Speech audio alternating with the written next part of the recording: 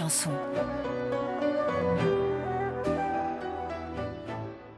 Quand tu entendras cette musique, tourne la page. Je vais te raconter une histoire. Hansel et Gretel.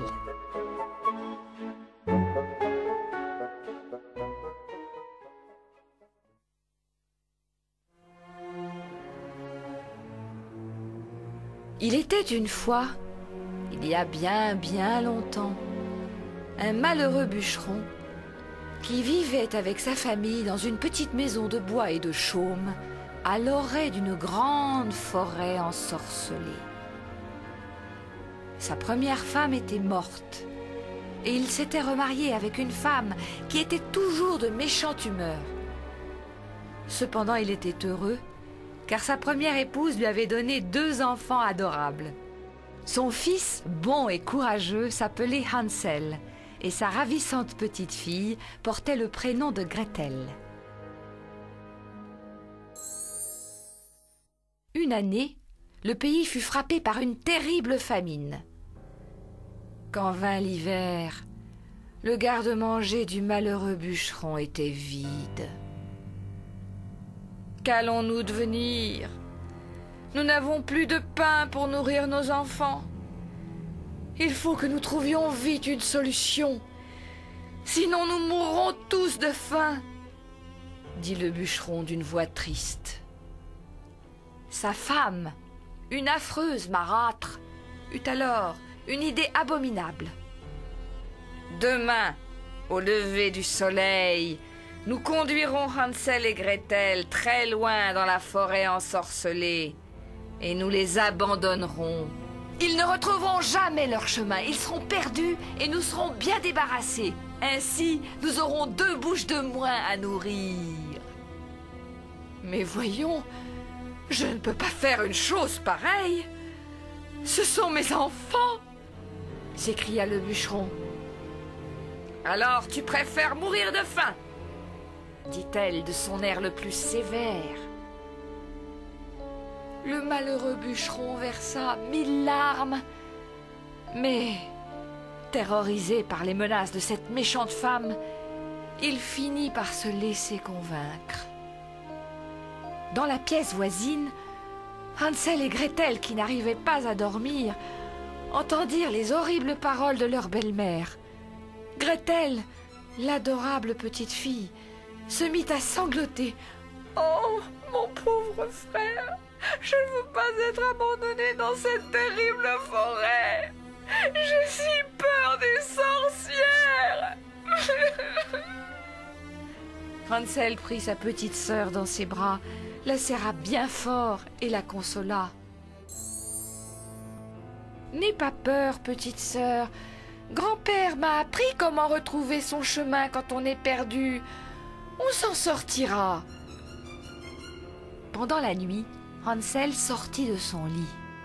Après avoir vérifié que son père et sa belle-mère dormaient profondément, il se rendit dans le jardin. Il ramassa des cailloux, puis retourna se coucher sans faire de bruit. Tôt le matin, la belle-mère ouvrit la porte de la chambre des enfants. Elle les réveilla brutalement. « Allons, debout, espèce de fainéant! Nous allons ramasser du bois dans la forêt. » Gretel enfila son vieux tablier en retenant ses larmes, et Hansel serra bien fort dans sa poche les petits cailloux qu'il avait ramassés. Sur le chemin de la forêt ensorcelée, la mégère courait. Elle avait tellement hâte de perdre les 2 enfants. Hansel la suivait et jetait derrière lui ses précieux cailloux blancs. Après une très longue marche, la méchante femme et le malheureux bûcheron s'arrêtèrent. « Allongez-vous au pied de ce grand chêne, et lorsque nous aurons fini de travailler, nous reviendrons vous chercher, » dit-elle d'une voix douce et hypocrite. Hansel savait que son affreuse belle-mère mentait et qu'elle ne reviendrait jamais. Il s'allongea sous le grand chêne avec sa petite sœur et, en tremblant, ils s'endormirent. Lorsque Hansel et Gretel se réveillèrent, il faisait nuit et personne n'était venu les chercher. Un vent glacial se leva et Gretel pleura parce qu'elle avait très peur. « Sois courageuse, Gretel. Lorsque la lune brillera, nous pourrons voir les cailloux que j'ai jetés. Nous retrouverons notre chemin et nous serons chez nous demain matin. » Les deux enfants marchèrent toute la nuit dans la forêt en suivant les petits cailloux blancs et en priant pour ne pas rencontrer de sorcières. Au lever du soleil, ils arrivèrent enfin chez eux. Le bûcheron était fou de joie en retrouvant ses enfants. Il les serra très fort contre lui et les embrassa. Hansel et Gretel étaient si heureux de retrouver leur père qu'ils oublièrent leur fatigue et leur faim. En les voyant, leur belle-mère se mit à les réprimander avec violence. « Mais où étiez-vous donc passés, garnement ? Vous ne m'avez pas obéi. Par votre faute, votre père et moi étions morts d'inquiétude. » Hansel et Gretel ne répondirent pas à leur belle-mère, ce qui ne fit que décupler sa rage. Épuisés, ils regagnèrent leur chambre et s'étendirent sur leur lit pour se reposer. La méchante femme du bûcheron attendit quelques instants, poussa la porte de la chambre pour s'assurer que les enfants dormaient, puis elle se tourna vers son mari.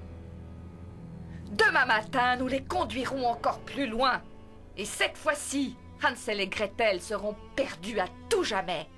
Ils ne retrouveront jamais le chemin de la maison, et nous serons bien débarrassés. » Le malheureux bûcheron tenta de protester, mais sa femme se mit à crier de plus belle. « Regarde autour de toi, nous n'avons plus rien à manger, il ne reste plus qu'un minuscule morceau de pain. Je ne veux pas mourir de faim par ta faute, il n'y a pas d'autre solution. » Le bûcheron versa 1000 larmes, mais il se laissa une fois de plus convaincre par sa femme. Heureusement, Hansel avait entendu toute la conversation. Il voulut se rendre dans le jardin pour y chercher des cailloux. Mais cette fois-ci, la porte de la maison était fermée à clé. Il retourna alors se coucher et chercha une autre idée. Le matin, alors que le soleil ne s'était pas encore levé, la marâtre alla réveiller les enfants. Elle leur donna à chacun un tout petit bout de pain et les emmena encore plus loin, dans la forêt ensorcelée. Comme Hansel n'avait pas de cailloux, il avait jeté sur le chemin les miettes de son morceau de pain. Quand la nuit tomba, Hansel et Gretel se retrouvèrent tout seuls, perdus, au cœur de la forêt. La lune se mit à briller, et les deux enfants cherchèrent partout les miettes de pain qui devaient les ramener chez eux. Hélas, les oiseaux avaient mangé toutes les miettes, plus la moindre trace. Ils marchèrent pendant 3 longs jours et 3 longues nuits, complètement perdus dans l'immense forêt. Épuisée et affamée, Gretel tomba par terre.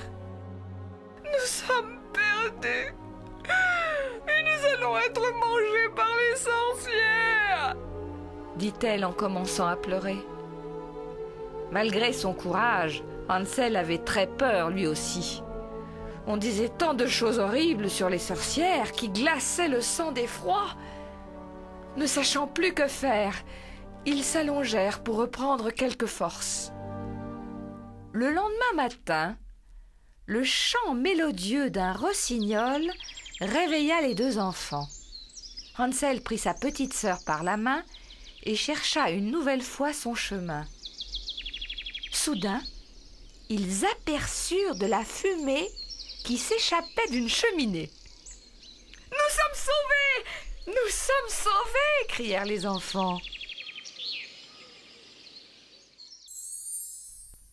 En s'approchant de la maison, Ils remarquèrent qu'elle était construite en sucreries, en pain d'épices et en bonbons. Le toit était constitué d'un gâteau au chocolat recouvert de crème. La cheminée était en nougat et les murs en pain d'épices enrobés de confiture.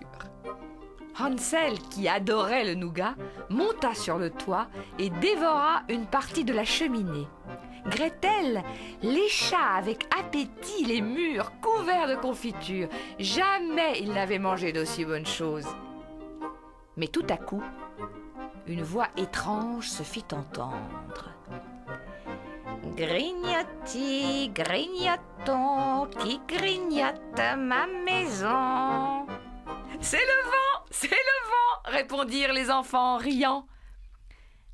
Entrez donc, mes beaux enfants, et venez vous asseoir à ma table. Je vous servirai un festin de roi.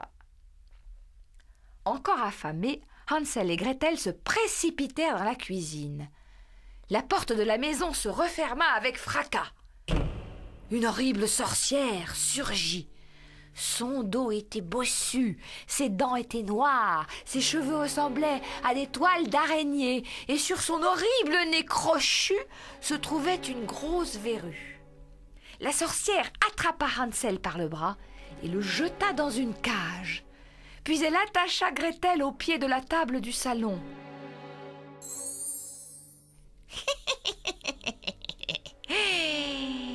Maintenant, c'est à mon tour de me régaler.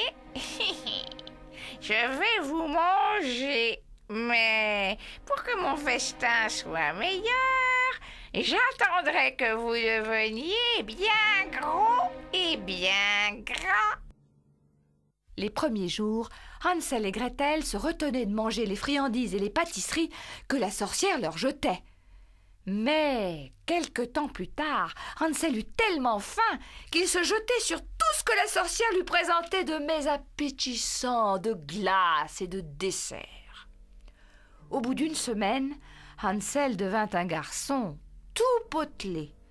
L'horrible sorcière jugea alors qu'il était assez gras pour en faire son dîner.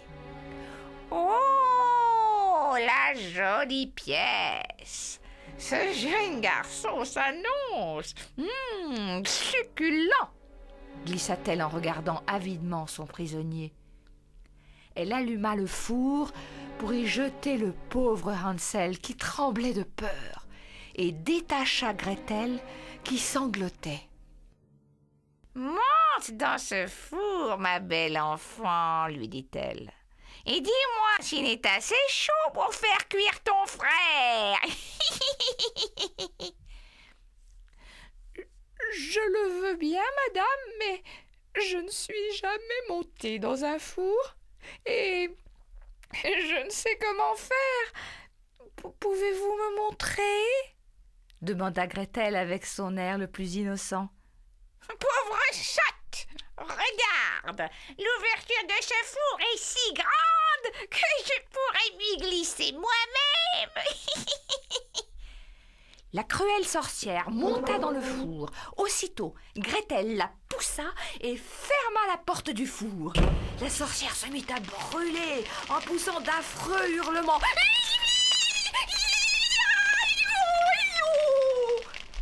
La petite fille prit la clé de la cage qui était accrochée au mur et se précipita pour libérer Hansel. « J'ai jeté la sorcière dans le four! Elle est morte! Nous sommes libres! Nous sommes sauvés !» s'exclama-t-elle en se jetant dans les bras de son frère.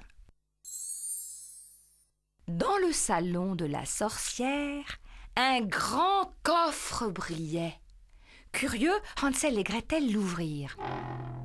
À l'intérieur se trouvaient de magnifiques bijoux et des sacs remplis d'innombrables pièces d'or. Jamais personne n'avait vu une telle richesse dans un seul coffre.